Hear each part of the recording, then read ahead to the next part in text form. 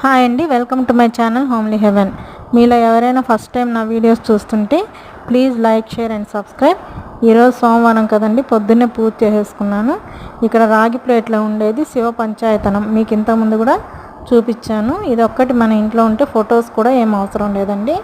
నేను రోజు పొద్దున్నే అభిషేకం అది చేసేస్తాను. దీంతోపాటు 2 శివలింగాలు కూడా ఉన్నాయి విడిగా. వీటన్నిటికీ రోజు అభిషేకం చేసుకుంటాను. ఇది పూజ అంతా అయిపోయిన తర్వాత నేను క్యారెట్, బీట్రూట్, పెసరపప్పు కూర చూపిస్తున్నానండి. ముందుగా కడాయి పెట్టుకొని దాంట్లో ఆవాలు, జీలకర్ర, మినప్పప్పు, వెల్లుల్లిపాయలు, కరివేపాకు, ఇంగువ, తర్వాత ఉల్లిపాయలు, పచ్చిమిరపకాయలు, పసుపు, ఉప్పు వేసి బాగా మగ్గనిచ్చేసాను.